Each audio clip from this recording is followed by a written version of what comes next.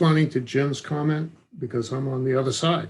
You know, I do like structure, and I do like order, and I do like covenants, and I do like agreements, because for me, that it gives the group a sense of momentum and direction. Now, I will admit that there are ways to do that creatively that can address a lot of the implicit goals that people might have. But we never took the time in the beginning of this program to even talk about that, to say, why are we here? What's for each of us, what do we want out of this? What do we hope to get out of this? What's our common ground, if any? Because I think over the last 6 months, we've had a lot of diversity and a lot of very heartfelt, very brave comments made by people. And I think to a great extent, the fact that there weren't any boundaries helped that to happen. But it's also left me wondering, you know, it's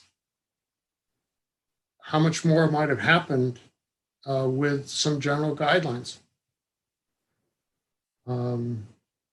You know, because my experience in working with groups is that to have a group move forward, you got to have some kind of a common goal, a common agreement to say, hey, ultimately, this is what we're after.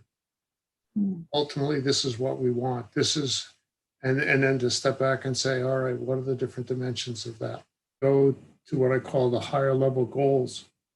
I think we have a common higher level goal of wanting to find a way to create peace in this world, find a way for harmony and justice.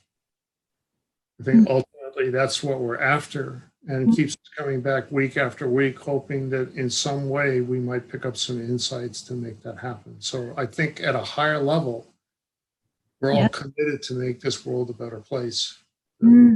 I love that. Thank you so much, Joe.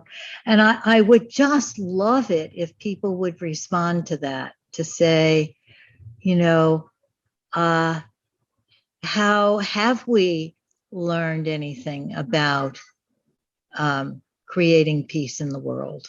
If we are the world, this microcosm, have we learned anything about creating peace in it? But I'm presuming, I mean, that's my presumption. That's my implicit goal, but I'm not sure because I haven't heard from everybody else that that's everybody else's. So I can't, you know, I don't want to confine people to just what I've put together here.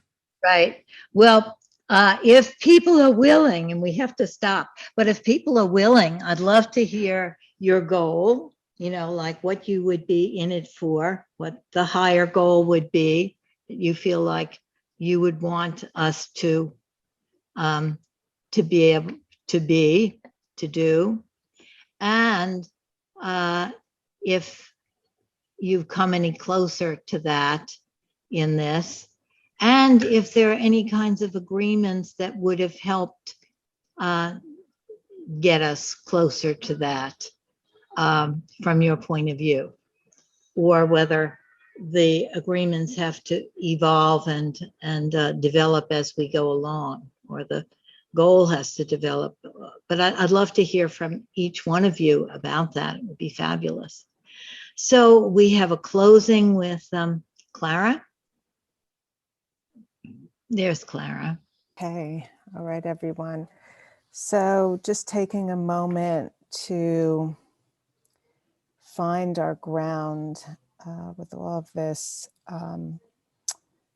rather a foundation for all that we're holding here today. And bringing in inquiry, insight, questioning about how we are all unfolding in all of this, and embracing somehow the complexity and messiness of what has arisen.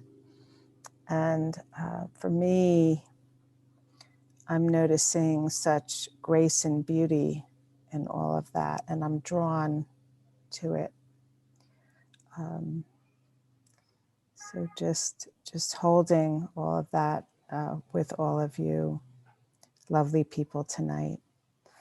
And I look forward to our next couple of weeks together. So yeah, just feeling much heartfulness in this group. And I have a lot of gratitude. So that's it. And we'll see you 2 weeks from tonight. Thank you. Thank you, Clara, and thank you, everybody. Thank you, Clara. Love to Thank you. hear if you would Thank write you. something about a goal. And we're going to be talking about process-oriented values next time. A goal and how we get there. Okay, see you in 2 weeks. See ya.